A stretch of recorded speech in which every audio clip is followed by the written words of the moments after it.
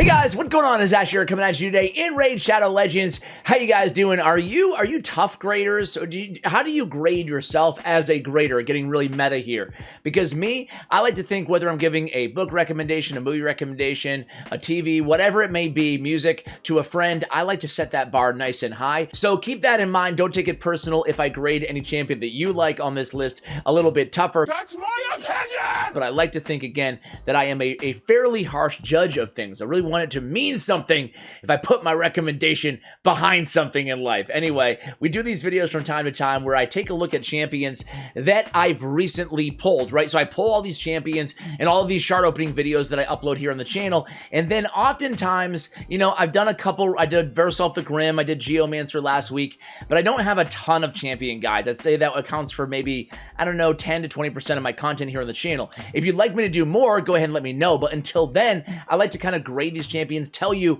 what I think of them after I've actually maxed them out and invested in them in videos like these where we cover a bunch of champions all at once. So I picked out 7 legendaries that I've invested in since the last time I've done a video like this. There are a couple that I'm not going to include, like Hillier, because as you can see, I've maxed him out, but I have not yet put artifacts on him, so I haven't even had a chance to play him yet. But of the champions that I have maxed out, this is actually a really good list. I'm looking at the grades right now. I pre-graded them. There's only, well, I'm not going to ruin it for you guys. Let's start with Riho Bone Spear. Riho Bone Spear, well, you can see the build. I'm going to tell you guys where I ended up using these champions, if anywhere as well. Riho Bone Spear, I have her in 2 perception, 1 speed set, total stats. We're not going to go over a thorough guide on any of these champions. We're going to try to make this video kind of fast. It's an urban legend that never happened.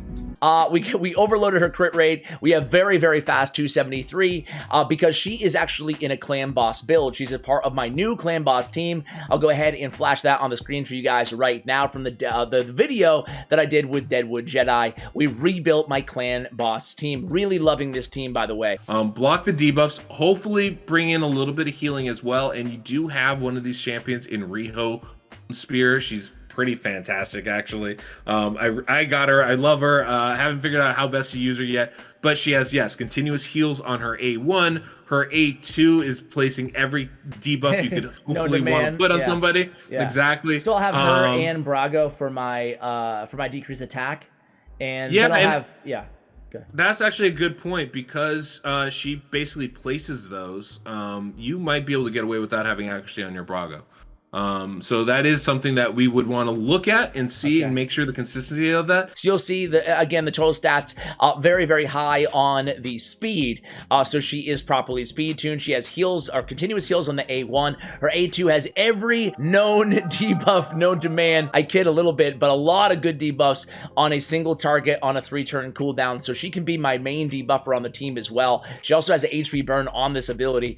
On the A3, remove all debuffs, a full cleanse with block debuffs for 2 turns. That's why she's so good for clan boss, because I have block debuffs on there as fast as she is. I have that almost always up because I have Chris going in there and extending that buff as well on all allies with his A2.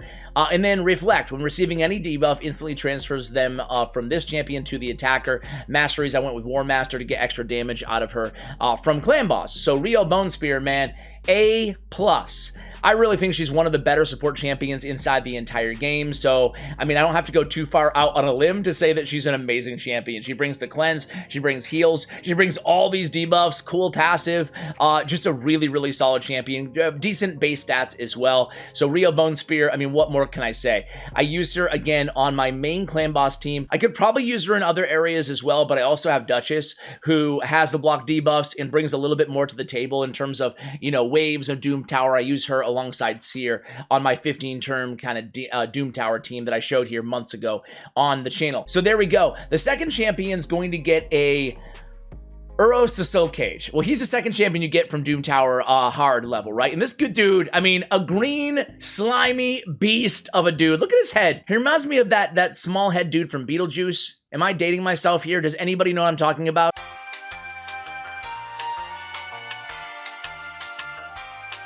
Either way, a small head, big body. That's what he's got going on. He's a green blob, and he's mean. He's mean. He looks like maybe a boss from like Ninja Turtles or something like that as well. Or villain or something. But he doesn't look, he looks like sad. Does he look sad? Cheer up, poor fella. It ain't easy being green. How many references can we make in one champion, you know, aesthetic review here?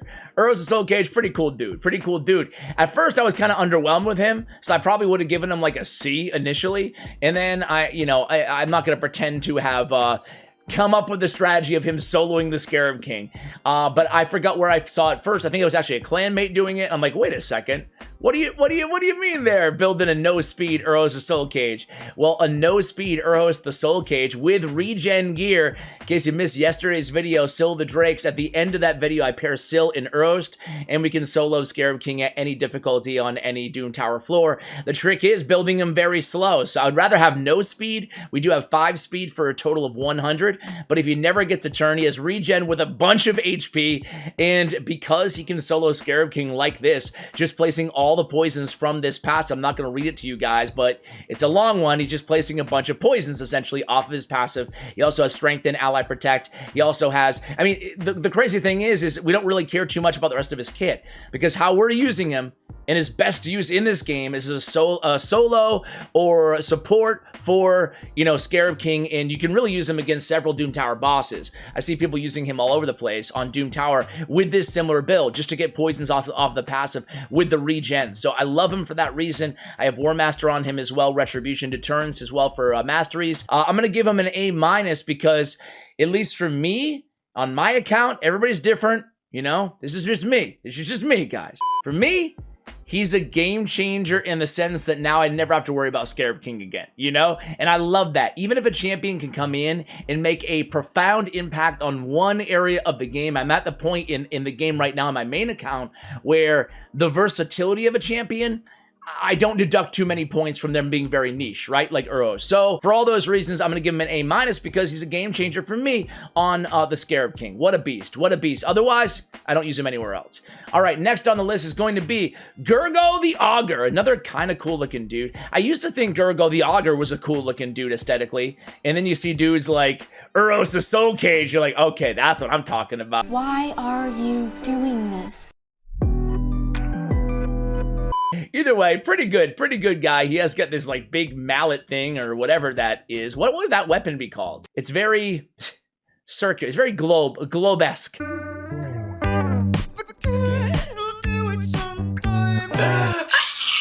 All right, here we go.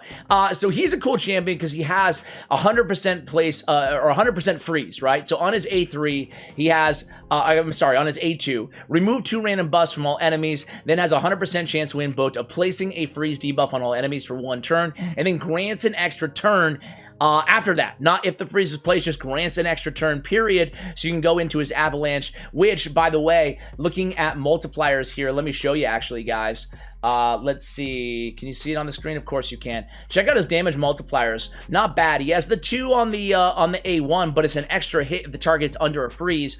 On the A2, again, this is only it's only a placing freeze, so it's not doing damage. But check out this one. His A3 has a 6-time multiplier with an extra hit if the target has freeze, so you can get 6 times 2. That's pretty incredible. And as you guys can see on there, Frost Embraces passive is also really good. 50% chance of placing a freeze debuff on the attacker for 1 turn if this champion loses more than 20% of their match HP on 1 attack. So he's a freeze machine, which is really cool, and he deals a lot of damage, especially with that Avalanche A3. I only use him right now in Tag Team Arena.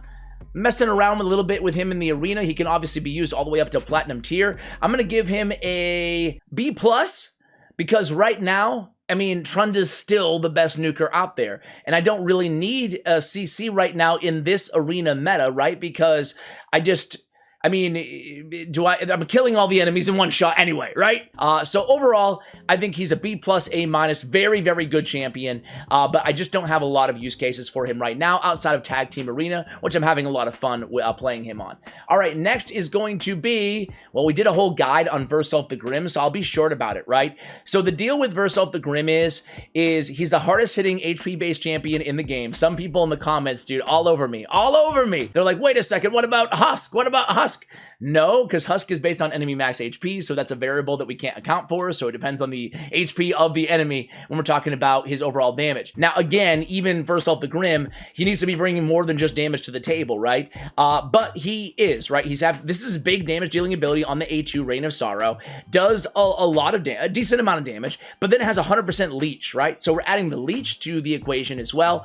On the A1, he has a self shield for 2 turns, makes him viable against the Scarab King. On the A3, he has increased defense on a 3-turn with ally protect on a 3-turn cooldown, so really good support ability. And then on the passive, when hit has a 20% chance of placing a provoke debuff on the attacker for 1 turn, occurs once per hit. That's really solid as well because again, we have the provoke on the A1 on top of that, so he's really good for Magma Dragon in particular. I actually use him now as my main kind of tank, my main provoker in place of War Chief against the Magma Dragon because he deals out a little bit more damage. He brings a little bit more versatility in his increased defense and ally protect. Just got to be careful because he's also tanking at the same time, right? So he can die. It's important to have a reviver on that same team. I have Syl the Drakes on my team. So, or Raglan or whoever the heck I have, okay? So we have, again, the masteries. We have War Master. We have the same retribution and deterrence as well on this champion. So overall, I think that Verse of the Grim is probably a B-.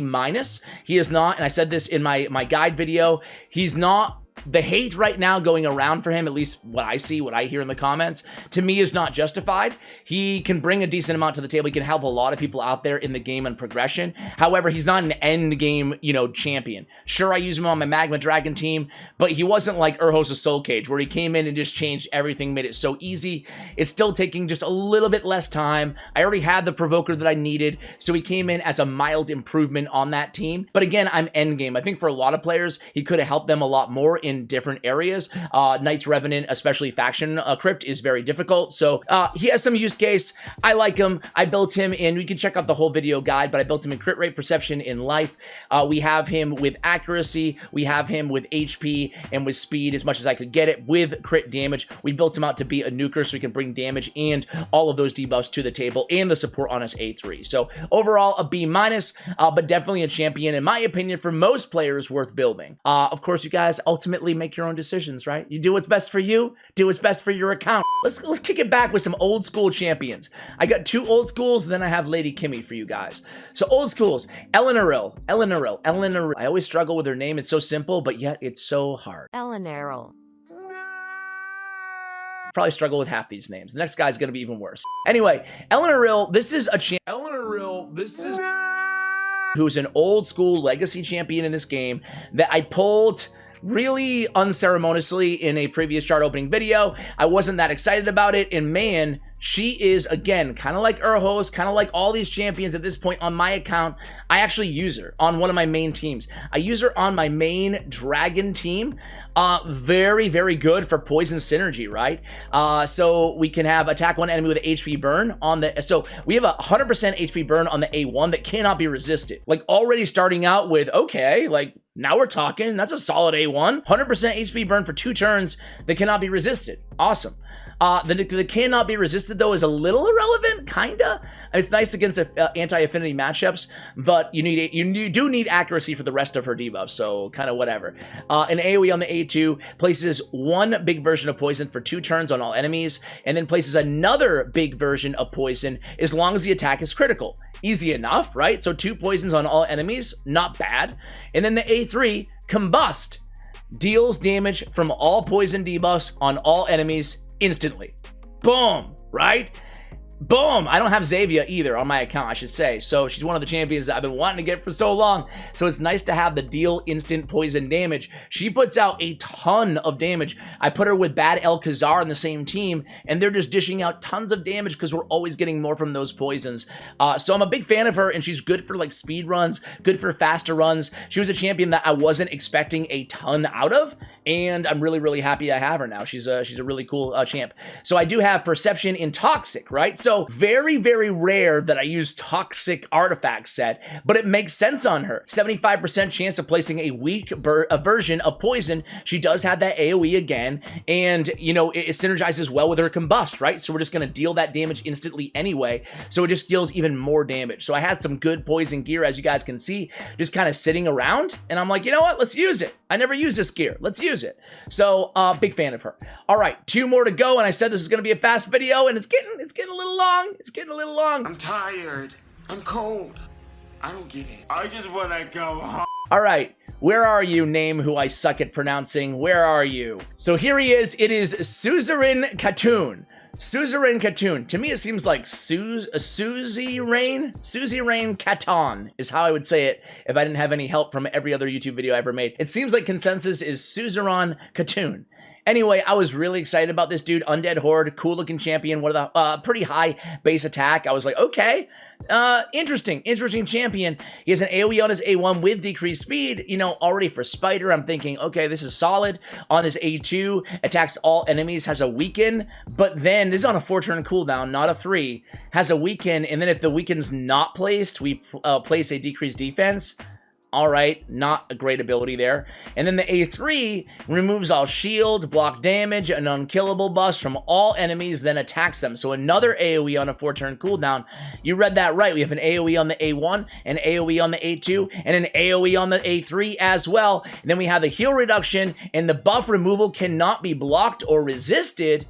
And I'm like, wow, dude, like this is really, really solid. I'm actually going to pull up his multipliers for you guys right now in real time, because why not, right? And because I was excited. I'm like, this dude looks really, really solid. I'm very familiar with the champion for a while, but he has a 2.2, a 3.3, and a 2.8 on the multipliers. His multipliers are pretty low, you know? They're not hitting all enemies 2 times. However, on the A3, he is removing these 3 debuffs, right? Or buffs, excuse me. Shield, block damage, unkillable, which is nice for the arena. However, right now, you know, the buff removal cannot be blocked or resisted. Normally, that'd be great. About a year and a half ago, high resist teams were all the rage. Siffy teams everywhere in the arena. But now, not so much. And the thing with Spider is, Spider meta has gone to burn. HP burn. Level 20, it's Royal Guards and Cold Hearts. And then stage 21 through 25, it's all HP burn. So a champion like this, maybe back in the day, was incredible against Spider. Right now, he's not awful against Spider. You still get the weaken, you still get the, you know, the decreased speed. He's still bringing some stuff to the table, don't get me wrong. But for me, I can't use him anywhere. You know, he's not even putting out a ton of damage on my Undead Horde. This is the crazy thing. He has this aura, attack in all battles. If he didn't have this aura to run as my aura lead in faction crypts, I probably wouldn't even use him. But hey, I use him, so I guess I can't complain. But overall, I'll give this champion, I don't know, a C-. I think that if Arena High Resist was meta, I would definitely upgrade him. If HP Burn was not meta right now in Spider, I would upgrade him. His kit's not trash, just not super meta right now. We got a 4-turn cooldown on both of the strong debuff abilities as well. Just better options out there. Somewhat a victim of power creep as well. You can see I went with Helm Smasher. I was just kind of trying him out in different areas in the game, but it wouldn't stick. All right, last but not least, it's a champion that I was super excited to pull. It's Lady Kimmy. I have War Master. You guys can check out Lasting Gifts and Master Hexer, because she's a very unique champion. Lady's touch on her A1 attacks 1 enemy, then attacks the enemy with the highest turn meter. Will attack the same enemy twice if the initial target also has the highest turn meter. Second hit has a 50% chance, make it 60 when booked, of decreasing the target's turn meter by 15%, okay? On the A2, it's an AoE attack with decreased accuracy and decreased speed and decreased target's turn meter by 15%.